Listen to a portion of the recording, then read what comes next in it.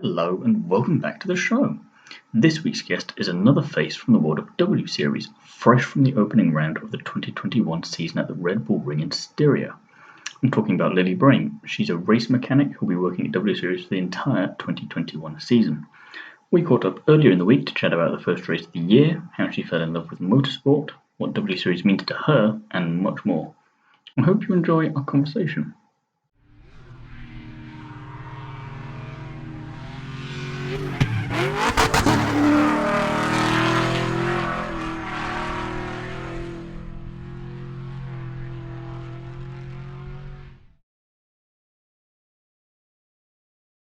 Hi Lily, how are you today? Thanks for being here.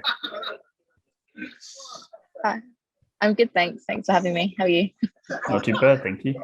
So something I always find interesting to ask people, what first attracted you to the mechanical side of motorsport? Well, when I first watched my first race, I was obviously attracted by the speed. And getting into watching it more regularly, I was able to acknowledge the technology behind them and how just impressive it was to be able to go at those speeds. And I'm quite a big maths nerd, so I thought, you know what, I can do something with this. And yeah, this is how I got to where I am. Two passions fused together. So yeah, definitely. Yeah. What was it like finding out that you're going to be involved in W Series? It was insane. So I'm struggling to find my words because it honestly was just. I remember getting the email. Still, and I'm here. I remember getting the email saying, "Oh, we'd like to have you on board. What's your availability?" And I had to double read it. I was like, "This can't be W Series." And then obviously went through all the process and just being able to travel and do something I love I've always said that my dream job is to do race engineering and travel. But motorsport and traveling are one of my two favorite things. And the fact that I'm actually doing that now, it's quite nice because I feel like I'm one step into my dream. It's definitely a big box ticked there, and maybe a bit sooner than you thought you were going to. Yeah, a lot sooner. I mean, I'm still only really in my second year of working in motorsport. And to have such an opportunity like this it's insane. You just had the first race weekend in Austria with another one straight away this weekend coming up. What was the entire experience like last weekend? Oh, it was manic. It was very, very manic. There's so many deadlines. Like the timetable for the weekend is precise to the minute, and it's a lot to do to prep the cars. In this weather as well, it's really difficult because it was boiling. I think yesterday it got up to 45 degrees inside the awning. It was hot. It was so hot. But just the atmosphere, like even hearing the other cars, like the F1 cars and the Porsches driving around the circuit, it's just such an amazing atmosphere. So are you just still not thinking, oh, that's F1 cars out there, I don't need to deal with them? Wait, those are F1 cars out there. It honestly is. It's like, oh, you hear someone on track, and then all of a sudden you're just like, that's an F1 car. And being a bit of a fangirl, I must admit, as the cars have come past, it's weird. We're on just past turn 5, I think it is. So it's quite, you see them come around, and when you actually sit there and think, that's Max Verstappen in that car, or that's actually Charles Leclerc in that car. They're not just people you see on TV. They're real life. They're right here. You're just trying to figure out how the hell did I get here? Yeah. Yeah, definitely. I mean, if I'm not mistaken, you got to drive the car back into the pits after the race, but that was a bit of a nice treat to finish things off.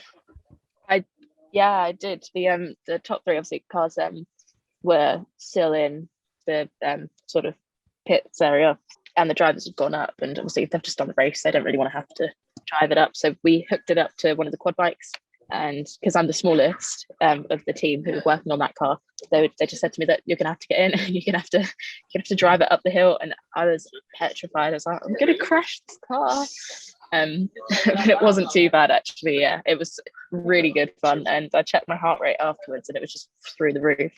I didn't want to get out. I had quite a lot of adrenaline. So it was just when you thought the weekend couldn't get any more surreal, and then you're just like, I'm in the car. Yeah, it was. Yeah, definitely an amazing experience, and hopefully some more podiums to come and to do it again. Fingers crossed, fingers crossed. So you've made friends with a couple of the W Series mechanics, Lindsay and Claire. What's the dynamic been like between you three? Oh, it's been great. I've known Cleo for a while. I actually met her when I was doing mini challenge with Accelerate. I think she was a race team technician, I think, and I was doing workshop at the time.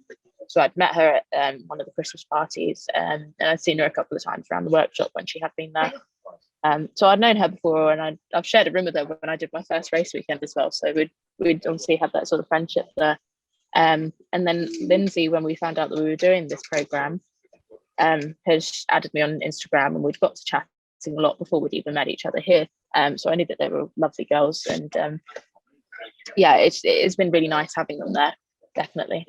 And so it seems from just watching the coverage of Saturday, not just between drivers but between everyone, it's a real community atmosphere there. You're all just really bonded so quickly. Yeah, it is. It's especially with us, we're not stuck to one car. We're in an awning, and if everything is done in that awning, we'll go over to a different awning. Everyone is very supportive of each other. Everyone helps each other out. It's a really good atmosphere. Yeah. Is there a particular W Series driver that you'd like to work with this season that you haven't got around to working with yet? I'd quite like to, obviously I'm gonna have to go with the British girls. I'd quite like to work with Alice and Jamie. I'd love to, and Jess, to be honest. I'd love to work with them.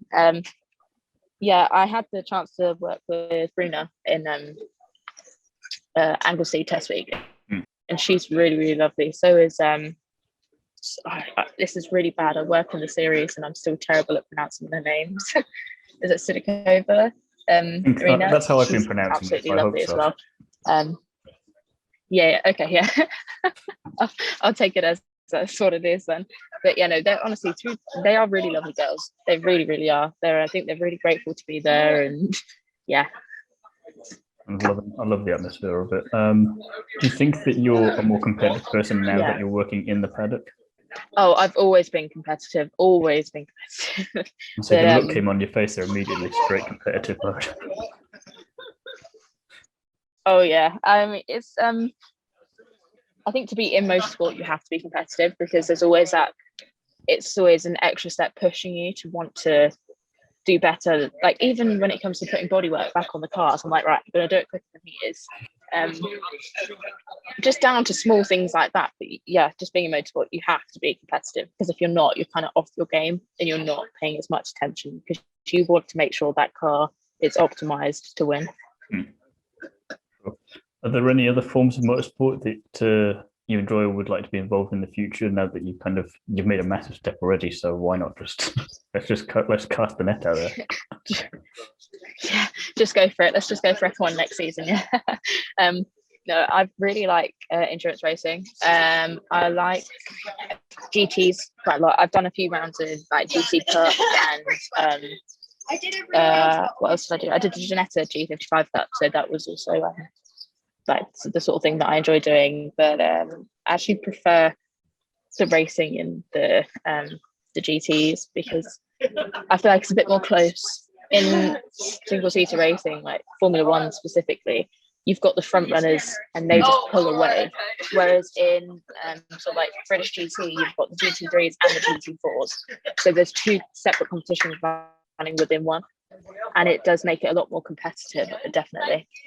And then you've got the endurance aspect of it as well. The races are obviously a lot longer, so you've kind of got to work out the math side of things and the technical side of things. It's a whole other ballgame. Exactly. And I just love endurance, because like the Le Mans 24-hour, it's amazing how they are able to run for that long. But the technology is able to withstand such high intensity for that amount of time. That it still amazes me.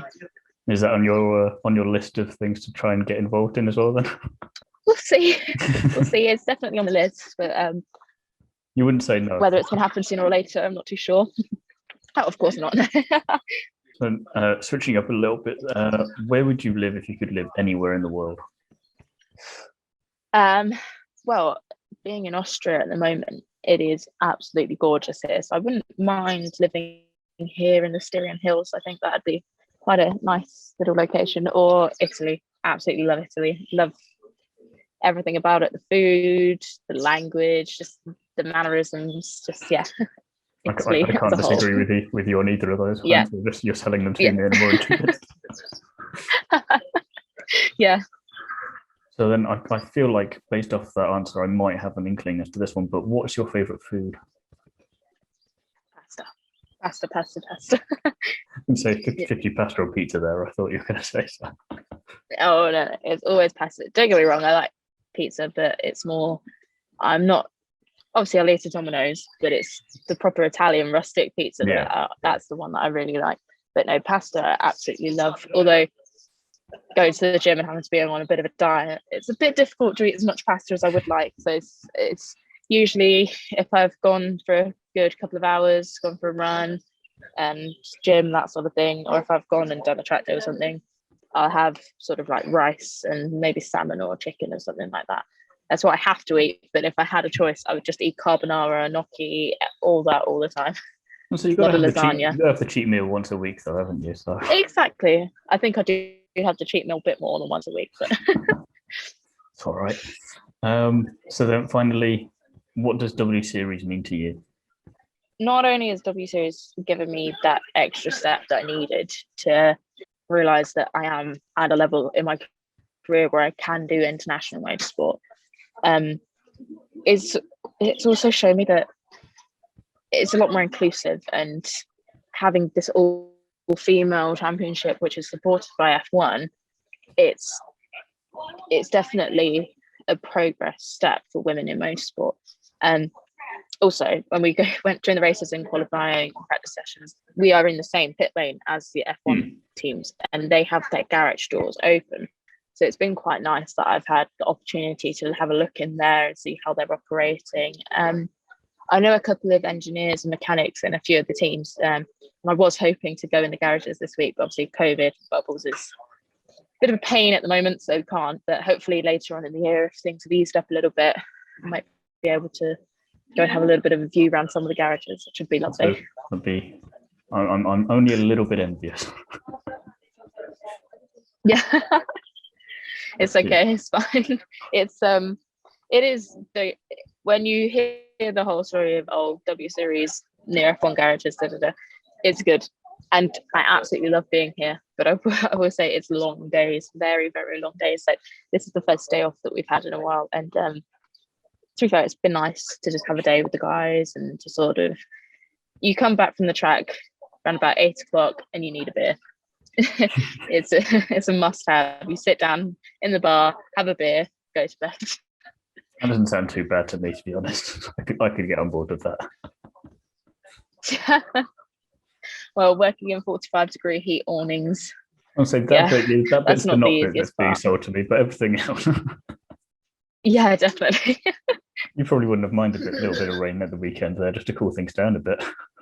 Well, I can't remember what day it was. I think it might have been Saturday night. It honestly rained torrential. It was I've never seen rain like it. It was almost as if someone's put a shower on that maximum, and it was huge drops. It was very very wet, which we all couldn't tell. Yeah, exactly. Everyone had said to me, because I'd obviously put it on my social media that it was raining. A lot of my friends were a bit annoyed with me the next day. They're like, "Oh, you gave us hope that it was going to be a wet race." I'm like, "I'm sorry, it wasn't." And then it ended up raining a little bit after the race. That's right. Normally better late than never, but this time just a bit too late. Bit too late, yeah. Yeah, I think would have made the race a little bit more interesting if there had been a stop for wets at some point. Try again this weekend, see what happens. Well, I'll have to do a rain dance or something, see if that works. Make sure you stick that on the Instagram. Just a video of me doing a rain dance, yeah. She's trying, guys. Yeah.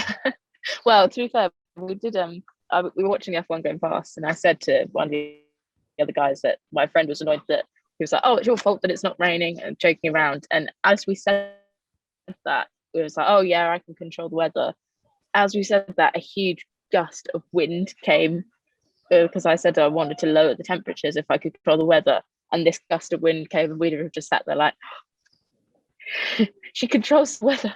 just teasing people with the powers now. Yeah. Yeah. So now they're going to think that I can control the wind or something. Well, if anyone just has a bit of a weird off on Saturday's race, we know who to blame. Yeah. Yeah, my fault. Sorry.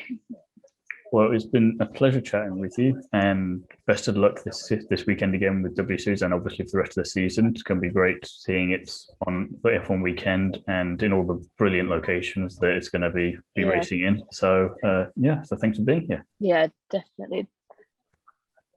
No, thank you. Yeah, there's going to be some exciting destinations to go to. So we're just going to have to hold out that COVID doesn't interrupt any more plans. And yeah, just hopefully it will all go well. But yeah, no, thank you for chatting with me. No worries.